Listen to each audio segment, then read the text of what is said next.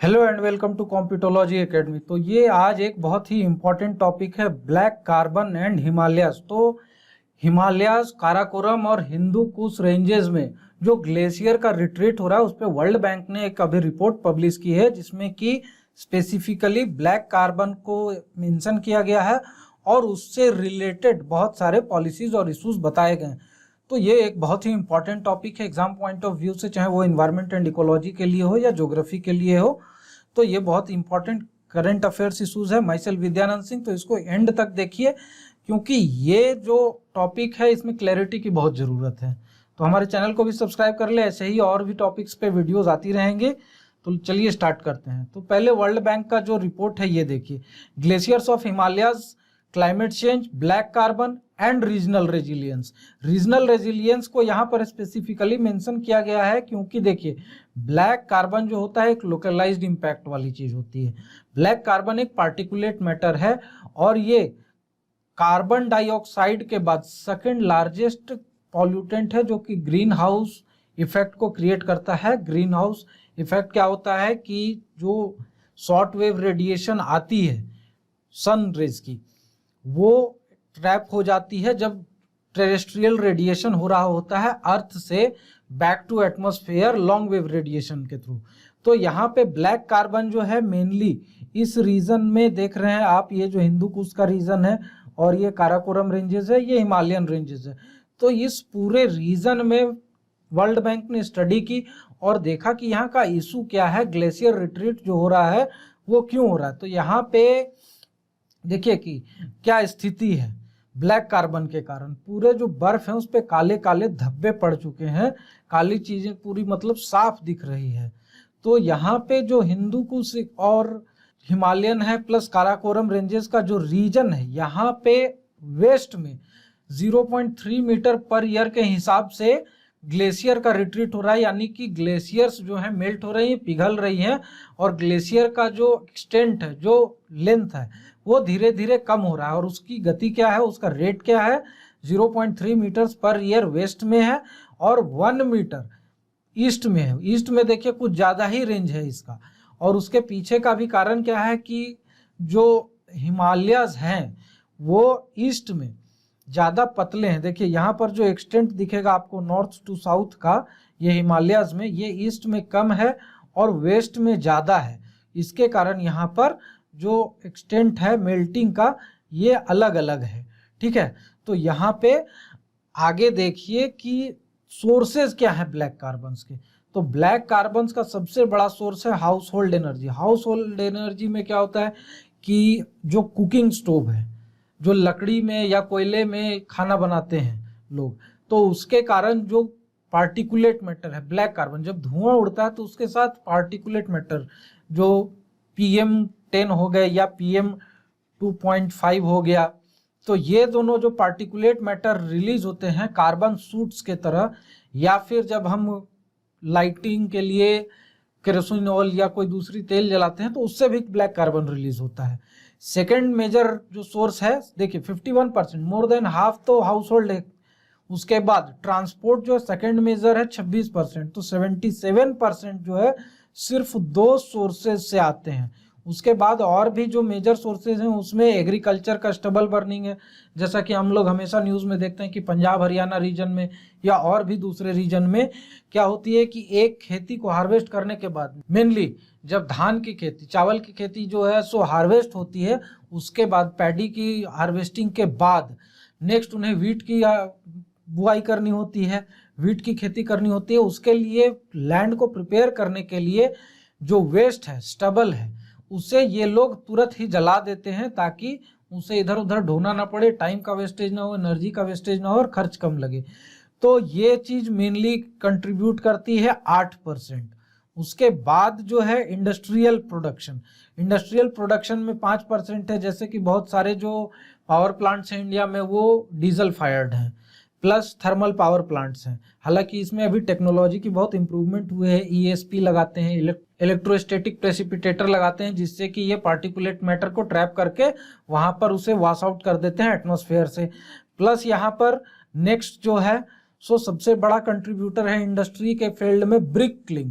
जो ईंट की भट्टी होती है, जहाँ पर ईंटें बनाई जाती है, वहाँ पर ये प्योरली कोल फायर्ड होता है और वहाँ पर कोई वैसी हेवी टेक्नोलॉजी यूज़ होती नहीं है जिससे कि कार्बन सूट्स को रोका जा सके, उसे ट्रैप किया जा सके। इसके कारण यहाँ पर ये और ज़्यादा रिलीज होता है। उसके बाद है वेस्ट। तो वेस्ट में मेनली इंडिया में क्या होता है कि डंपयार्ड में ले जाकर कभी वो खुद आग लग जाती है, कभी जानबूझकर लगा दी जाती है। तो वेस्ट मैनेजमेंट का प्रॉपर तरीका नहीं होने के कारण 5% जो कार्बन सूट्स है, कार्बन है, ब्लैक कार्बन, ये वेस्ट नहीं मैनेज करने के कारण सही से वहाँ से रिलीज होता है। उसके बाद है फॉसिल फ्यूल ऑपरेशंस। तो फॉसिल फ्यूल ऑपरेशंस में बहुत सारी चीज़ें आ जाती हैं, जैसे कि आप किसी इंडस्ट्रियल वर्क में यूज़ कर रहे हो, वेल्डिंग में, और बहुत सारी चीज़ें हैं। उसके बाद यहाँ पर लार्ज स्केल कंबशंस, कभी भी जो बहुत सारे लोग हैं किसी चीज़ को जला रहे हैं या और दूसरी चीज़ें, तो ये दोनों मिसलेनियस टाइप के आ जाते हैं। तो ये सोर्सेज हैं ब्लैक कार्बन के।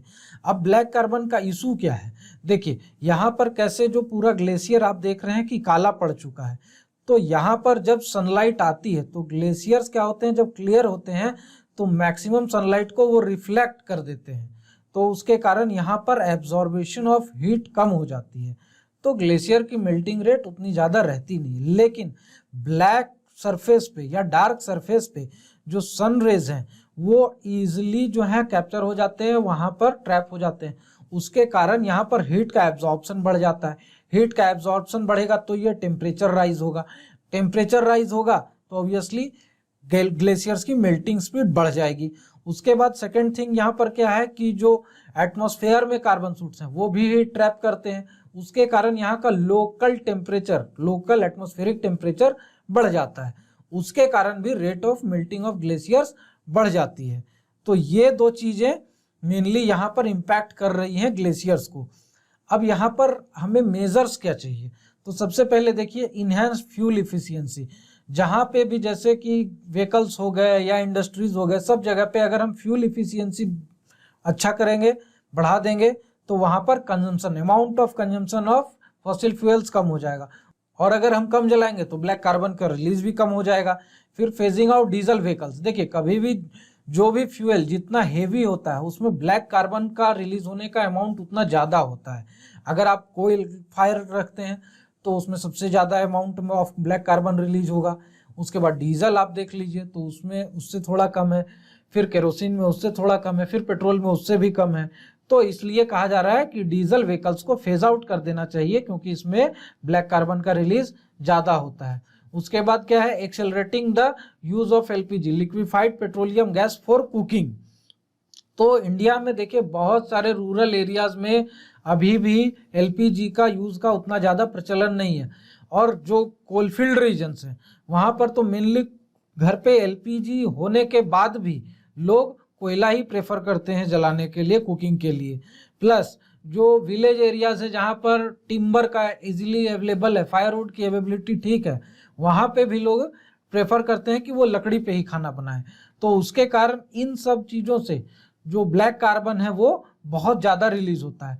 प्लस क्या है कि इनकी जो स्टोव की टेक्नोलॉजी है वो सिंपल है, उसमें भी ब्लैक कार्बन, जैसे फ्यूल की भी इफिशियंसी कम हो जाती है अगर स्टोव प्रॉपर नहीं है, जो कुकिंग स्टोव है तो, और उससे ब्लैक कार्बन की रिलीज भी बढ़ जाती है। तो ये दोनों चीज़ों पे भी ध्यान देना होगा।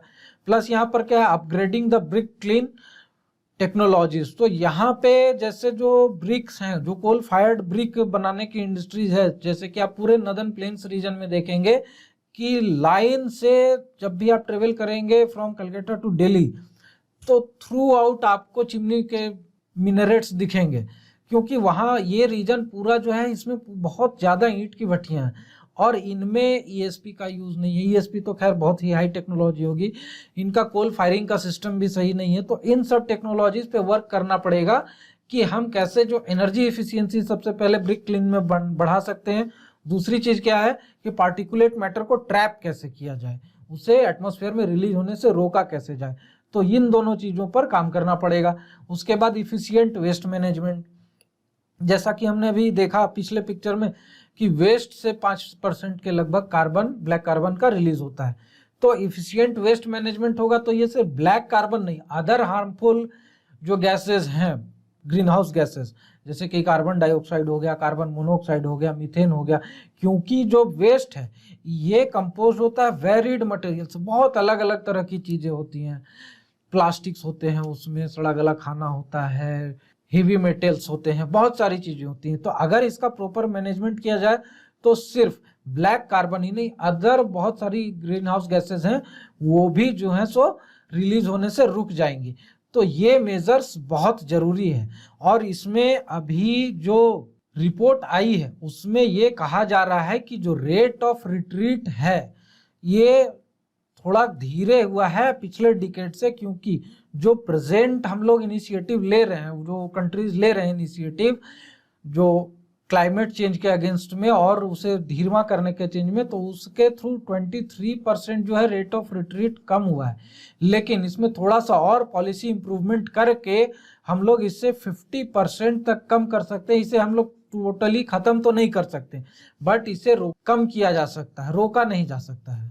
तो इसके कारण यहाँ पर जो कंट्रीज हैं, जैसे कि आप देख रहे हैं इंडिया हो गया, चाइना हो गया, उसके बाद यहाँ पर पाकिस्तान है, अफगानिस्तान है, इधर बांग्लादेश है, तो इन सारी कंट्रीज को इनिशिएटिव लेनी पड़ेगी जो लोकलाइज्ड, क्योंकि देखिए ब्लैक कार्बन एक पार्टिकुलेट मैटर है, इसकी इम्पैक्ट होती है लोकलाइज्ड, ये धीरे धीरे सेटल होता है। और अगर बेटर इनिशिएटिव लिया जाए तो ये एटमॉस्फेयर से, मतलब अगर हम लोग रिलीज को अगर एलिमिनेट कर दें, जो ब्लैक कार्बन है, कार्बन पार्टिकुलेट मैटर्स हैं, इसे अगर हम लोग इसका रिलीज कंप्लीटली अगर रोक सकते हैं, अगर रोक दें तो कुछ टाइम के बाद ये एटमॉस्फेयर से कंप्लीटली गायब हो जाएगा, क्योंकि जब भी बारिश होती है तो ये वॉश आउट हो जाता है एटमॉस्फेयर से, प्लस ये धीरे धीरे खुद ही अपने सेल्फ वेट के कारण सेटल होता रहता है। तो एक टाइम ऐसा आएगा कि ये एटमॉस्फेयर से कंप्लीटली खत्म हो जाएगा। और इस चीज के लिए यहाँ के जो रिलेटेड कंट्रीज हैं, लोकलाइज्ड कंट्रीज हैं, क्योंकि ब्लैक कार्बन ज़्यादा ट्रेवल नहीं कर सकता है एयर के साथ, क्योंकि धीरे धीरे सेटल हो जाता है। तो अगर कंट्रीज यहाँ लोकल जो है इस हिंदू कुश और हिमालयन और काराकोरम रेंजेस के आसपास के, ये लोग अगर इनिशिएटिव लेंगे तो ये ब्लैक कार्बन का इशू और ग्लेशियल के रिट्रीट का इशू कंप्लीटली जो है सो कंट्रोल किया जा सकता है। यही वर्ल्ड बैंक का रिपोर्ट है। और वर्ल्ड बैंक ने अभी सारे कंट्रीज को अप्रोच भी किया है कि आप इस चीज पर इनिशिएटिव लीजिए, अदरवाइज क्या होगी कि इस रेंजेस से, इस माउंटेन कॉम्प्लेक्स रेंजेस से बहुत सारे पेरिनियल रिवर्स निकलते हैं, और अगर ये इनिशिएटिव प्रॉपरली नहीं लिया गया तो ये पेरिनियल रिवर्स में वाटर फ्लो का फ्लक्चुएशन बढ़ जाएगा। कब जो सीजन रहेगी, रेनी सीजन में वाटर फ्लो ज़्यादा रहेगा, और समर सीजन में जो लो रेनफॉल सीजन्स रहते हैं उस समय जब ग्लेशियर्स कम हो जाएंगे तो इनमें वाटर फ्लो बहुत ही कम रहेगा, क्योंकि जो मेल्टेड वाटर रहते हैं वही फीड करते हैं जो इस रीजन से ओरिजिनेट होने वाले रिवर्स हैं, जैसे कि गंगा हो गया, यमुना हो गया, ब्रह्मपुत्रा है, सिंधु है, चेनाब है, झेलम है, रावी है, बहुत सारी ऐसी नदियां हैं। लाइन से आप देखेंगे तो एक बहुत लंबा लिस्ट है, उसके बारे में हम लोग बाद में डिस्कस करेंगे। तो इन सब नदियों में जो वाटर का फ्लो का फ्लक्चुएशन है ये बढ़ जाएगा, और इसके कारण फिर जो लोअर रीचेस में, लो स्ट्रीम्स में है, उन सारी जगहों पर इम्पैक्ट करेगा, वहाँ की बायोडाइवर्सिटी को इम्पैक्ट करेगा, वहाँ के एग्रीकल्चरल सिस्टम को इम्पैक्ट करेगा, वहाँ की इकोनॉमी को इम्पैक्ट करेगा। तो इन सब चीज़ों को देखते हुए वर्ल्ड बैंक ने अभी अप्रोच किया है। बाकी इसमें क्या अपडेट्स निकल कर आएंगे आगे वो हम बाद में देखेंगे जब भी आते हैं।